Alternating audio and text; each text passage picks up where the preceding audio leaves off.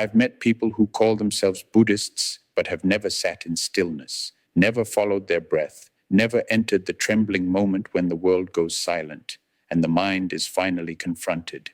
And yet, they say, with full conviction, I agree with Buddhist philosophy. I live by compassion and impermanence. That's enough, isn't it? And maybe it is, maybe. But then I ask myself, can you follow the Buddha without ever walking? Can you call yourself a swimmer if you've never touched water? Can a torch be lit without flame? We live in an age where ideas are consumed like content. Philosophy has become aesthetic. Dharma quotes sit beside motivational memes, and mindfulness is marketed like protein powder. So naturally, many wonder if I understand the Four Noble Truths, if I believe in karma and rebirth, if I try not to harm others, do I still need to meditate? And here's where it gets complicated, because meditation isn't Buddhism, but Buddhism without meditation is like a map without a landscape, a theory of fire that never warms the skin, an untouched doorway. You see, Buddhism doesn't just offer answers, it dissolves the very need for them. And that dissolution doesn't happen through words, it happens when words stop. I've read thousands of pages of the Pali Canon, Mahayana Sutras, Abhidharma texts, dissected and discussed. But none of that ever broke me, not like silence did, not like the long, still hours when my mind tried everything to escape the present moment and failed. It's in meditation where Buddhism stops being interesting and starts being dangerous, where the self, that precious illusion, begins to unravel, where the theories become thresholds. That's why so many avoid it, because meditation isn't just about peace, it's about confrontation. It's about peeling away every layer of distraction until you're left with the raw, unfiltered truth of this moment. And the truth, it doesn't care about how well you understand Buddhist ethics. It doesn't care if you own 3 malas and a Buddha statue from Bali. It doesn't even care if you believe in enlightenment. So when someone asks, can I be a real Buddhist without meditating? What they're often asking is, can I avoid the furnace and still be called forged? Can I wear the robes of the path without walking it? The answer is not mine to give, but I will say this. Meditation is not a Buddhist thing. It's a human thing. It's not about culture or lineage. It's about reality.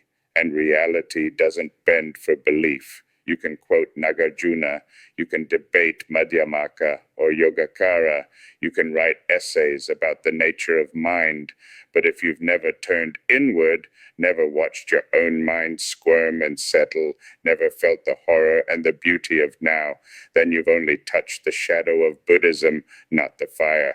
Meditation is where Buddhism stops being a philosophy and becomes a mirror, and what you see there will not flatter you, but it might free you, because in the end, Buddhism doesn't care what you call yourself. It only cares about what remains when all labels fall away. You can read every Buddhist book ever written. You can quote Nagarjuna with precision. You can explain the Heart Sutra line by line. But if you've never sat still, truly still, then you've only watched the fire from a distance. And Buddhism is not about watching. It's about burning. The danger of philosophy is that it's clean, neat. It gives us a feeling of progress. We dissect reality with words, analyze consciousness like scientists in lab coats, and believe we've come closer to the truth. But the mind has a trick. It can mimic awakening through thought. It can create a sense of insight without transformation.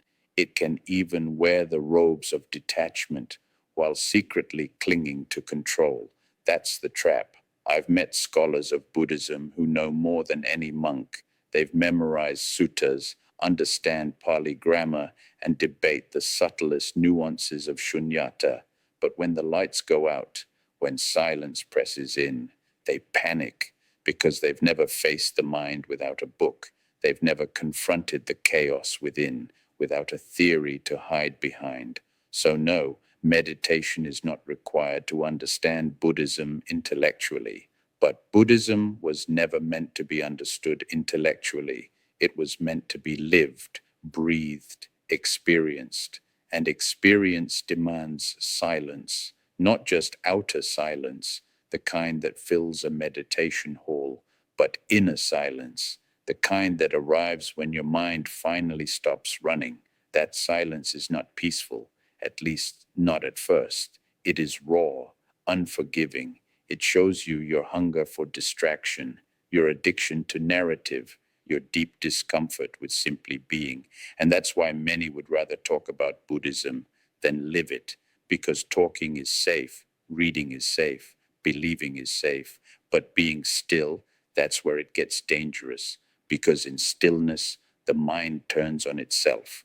You meet the voice that never stops, the one that narrates your life, judges your thoughts, remembers your pain, anticipates your failure, and for the first time you realize that voice isn't you. It never was. This is the fire the Buddha offered, not a doctrine, but a furnace, not a philosophy, but a mirror, not an escape, but a return. And the price of entry? Silence. You can spend your whole life studying the Dharma, but until you sit without expectation, without agenda, without distraction, you are still on the edge of the pool talking about the water. Meditation is not an option for Buddhists. It is not a hobby. It is not wellness. It is the very act of stepping into the fire and daring to be undone. I've heard this phrase more times than I can count. I try to be a good person. I practice compassion. Isn't that enough? Enough for what? For comfort? Maybe. For peace? Possibly. But for awakening? Number. The path of the Buddha was never meant to be comfortable. It was never meant to be just being nice. It wasn't about moral superiority or having better beliefs. It was a revolution of the self, a collapse of illusions, a death before death. And you don't stumble into that by accident. You don't become free from delusion just by being kind. Kindness without insight can still be ego. Compassion without clarity can still be control. Generosity without presence can still be performance. Buddhism without meditation risks becoming just another form of spiritual identity, another coat we wear, another concept we cling to, because it's easy to call yourself a Buddhist when it costs nothing, when you agree with the teachings, when you light incense and chant. But the path only begins when something in you breaks, when silence confronts your story, when meditation shows you not peace, but the prison. This is what modern casual Buddhism misses. It wants the insights without the inner excavation. It wants the quotes without the silence. It wants to be Buddhist enough to feel enlightened, but not enough to be changed. And the tragedy is this: you can go your whole life doing Buddhist things and still never meet the Dharma. The Dharma doesn't live in ideas. It lives in the space between them, in the moment when the mind tries to grasp and fails, in the breath before thought, in the silence that holds the scream. You can't get there by reading. You can't think your way to stillness. You have to sit and stay and fall apart. So is it enough to just be good? Good. According to whom? According to what standard? The ego is endlessly creative at justifying itself. It will wrap itself in morality, in wisdom, even in selflessness, to avoid being seen. That's what meditation reveals, not your goodness, but your games. And when those games are seen clearly, not judged but witnessed, that's when something deeper awakens, not the you who wants to be better, but the awareness beneath you, the silence that was always there. That silence is not a reward for goodness. It is the ground from which true goodness flows. So no, it's not enough. Not if you want to wake up. If you just want a label, Buddhist, spiritual, mindful, then live kindly and enjoy the comfort. But if you want freedom, sit down, close your eyes, and disappear. Belief is a curious thing. It begins as a light, a spark of inspiration, a doorway into meaning. But without practice, without silence, that doorway becomes a wall. I've met many who believe in Buddhism. They can list the Four Noble Truths. They talk about karma, rebirth, compassion, non-attachment, but they are still angry, still restless, still trapped in the same patterns, the same fears, the same self. And when I ask, do you meditate? They often say, not really. I don't need to. I already understand the teachings. That's like saying you've read about fire, so you no longer need warmth, or you've studied music theory, so you no longer need to listen. Belief is not transformation. It's not even the beginning of it. It's the echo of someone else's experience. And when we cling to belief without direct experience, that belief becomes a cage, a subtle one, but a cage nonetheless. You see, the ego doesn't mind being spiritual. It can believe in emptiness. It can talk about non-duality. It can even pretend to be humble, as long as it's never actually seen. That's what meditation threatens, because when you sit in silence, the ego loses its ground. There's nothing to hold on to, no story to protect, no identity to reinforce, just the raw, trembling presence of now. Without that confrontation, even the Dharma becomes decoration, a philosophy we wear, a set of beliefs we use to feel superior, a shield against true vulnerability. And so we see people proudly declaring, Buddhism is not a religion, it's a philosophy. I'm spiritual, not religious. I don't meditate, but I live mindfully. But this misses the point entirely. Buddhism isn't a set of ideas, it's a set of tools, and tools are useless unless used. The Buddha didn't ask for belief. He offered methods, experiments.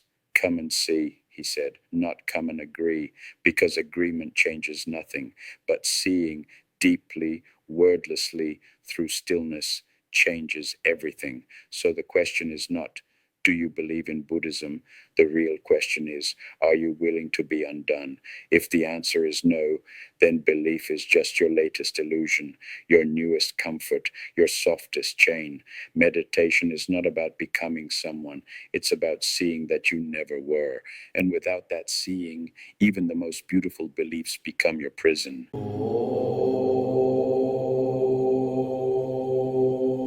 Write your questions in the comments. You give me a like and a follow. I'll give you an answer.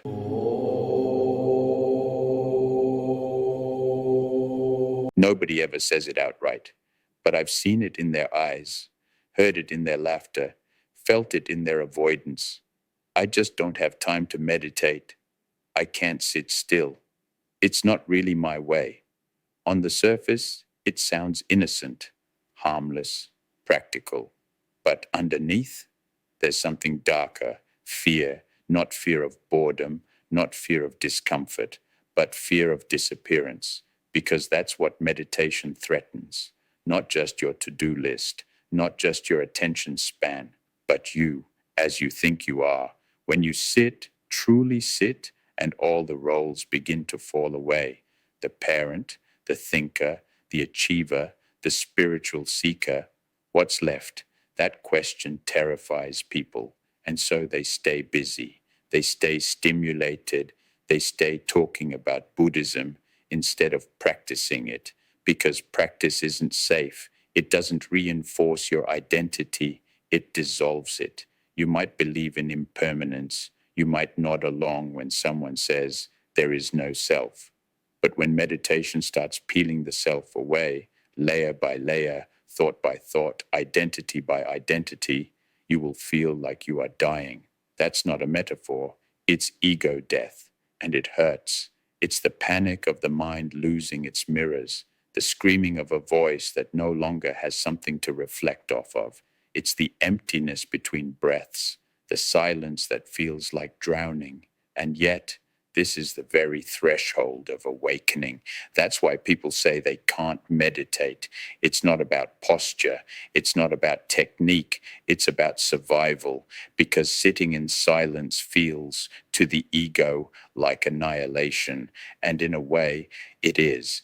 But it's also liberation, because what dies in meditation was never you.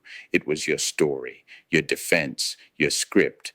And what remains? Stillness, spacious, open, unclinging. So when someone says, I don't meditate, but I follow Buddhist ethics, I hear, I want the fruit, but I fear the root. I don't judge that, but I name it. Because until we name the fear, we can't move through it. Meditation is not for the brave. It's not for the perfect. It's not even for the spiritual. It's for the honest, those willing to meet themselves, not their image, not their beliefs, but the naked, trembling presence beneath it all.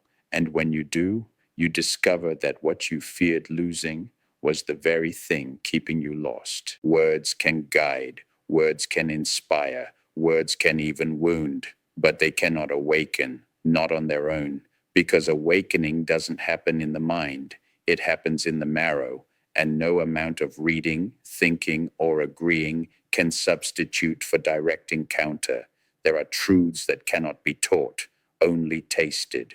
You can describe the moon 1,000 ways, but it won't shine in your sky until you look for yourself. The Dharma is like that. It is not a belief, not a theory, not even a system. It is an experience. An experience begins in silence. That's why the Buddha always pointed. He didn't demand faith. He didn't ask for dogma. He said, Ehipassiko, come and see, not come and think, because thought only takes you so far. And then it becomes noise. At some point, the mind must bow, not in submission, but in surrender to something vaster. When you meditate, the Dharma reveals itself, not as a philosophy, but as the texture of this very moment, the rising of the breath, the flicker of thought, the weight of now. And in that seeing, a kind of falling happens, not a falling down, but a falling through concepts, through certainty, through self, until what remains is not knowledge, but knowing. This is why meditation is not optional, not if you want to touch the core, because the Dharma is not found in books. It's not found in monasteries. It's not even found in Buddhism. It's found here in this breath, this body, this fear, this silence. And only meditation brings you there again and again until there is no you arriving anymore, just presence. That's the paradox. You don't meditate to become awakened. You meditate to see that there is no one to awaken, only the always already here that was buried beneath thought. So yes, you can be inspired by Buddhist ideas. You can live ethically, compassionately, wisely, but without meditation, you are only reading about the fire, not standing in it. And without standing in it, you will never know its warmth or its burning or its power to transform. The mind is a brilliant servant and a ruthless master. It can solve problems, write poetry, even understand the Dharma intellectually. But when the mind leads the way, the path bends into a circle and the seeker becomes the prison. Without meditation, the mind remains in charge. It decides what is spiritual. It chooses what insights to keep and what to discard. It builds a version of Buddhism that flatters itself, and the ego, ever clever, hides inside the robes of thought. I've seen this happen many times. People who can recite the Eightfold Path, who talk about anatta and emptiness, who quote the Buddha with precision, but when silence comes, they run, because the silence reveals something terrifying, that all their understanding has been carefully curated to avoid the very thing Buddhism demands, letting go. Without meditation, the mind remains king. It interprets the teachings in ways that reinforce itself. It turns detachment into coldness, wisdom into aloofness, compassion into superiority. It builds a cage and calls it freedom. That's why the Buddha didn't just teach, he sat under the Bodhi tree, alone, silent. He didn't think his way into awakening, he surrendered. And that surrender, that radical act of stillness, is what meditation offers, a chance to stop thinking, to stop building, to stop performing, and to simply see. Without that pause, the mind co-opts the Dharma. It becomes a new identity, a new ego, a smarter, more spiritual self-image, and suddenly the path isn't a path anymore, it's a stage, and the Buddhist is just another character. But in meditation, the roles fall away. There is no teacher, no seeker, no student, no self, just awareness, raw and unfiltered. The kind of awareness that doesn't serve the ego, it exposes it. And in that exposure, freedom begins. So can you be a Buddhist without meditating? Only if you're willing to let the mind lead, to let the ego wear the robes, to let the Dharma become decoration. But if you want to walk the path, truly walk it, then you must kneel before silence, because only silence can dethrone the mind. What makes someone a Buddhist? Is it belief in the Four Noble Truths? Is it taking refuge in the Three Jewels? Is it wearing a mala or quoting the Dhammapada? Or is it something deeper, something harder to define, but impossible to fake? The label is easy. Buddhist. It sounds peaceful, wise, compassionate, but the fire is another matter, because true Buddhism, the kind that breaks you open and stitches you back with silence, that Buddhism cannot be worn, it must be lived. Meditation is the heart of that life, not because it's trendy, not because it's healthy, not because monks do it, but because without it, the teachings remain external, ideas about reality instead of a direct encounter with it. Without meditation, you may call yourself a Buddhist, but the fire hasn't touched you yet. And what is the fire? It's not just sitting with your legs crossed, it's sitting with your fear, your longing, your illusions. It's staring into the abyss of no self and finding no handrail. It's watching everything you've built, identity, belief, self-image, begin to dissolve. And instead of running, you stay. That's the fire. And the fire doesn't care what you call yourself. It doesn't care if you're a monk or a mechanic, if you chant sutras or sip lattes. It only asks one thing: are you willing to burn? Because that's where Buddhism begins, not in temples, not in texts, but in the moment you stop pretending and meet yourself without flinching. You can be inspired by the Dharma. You can respect the Buddha. You can live with kindness and clarity. But if you avoid the silence, the stillness, the fire, then your Buddhism is still a name. And names don't awaken, only awareness does. So what makes someone a real Buddhist? It's not what they believe. It's what they do when no one's watching. It's how they meet the moment, naked, trembling, unprepared. And most of all, it's whether they're willing to sit with the unbearable weight of now and not turn away. Not everyone needs to call themselves a Buddhist, but if you do, and if you mean it, then don't avoid the fire. Step into it, burn clean, and discover that what remains was never yours to begin with. Just awareness, just breathe, just now.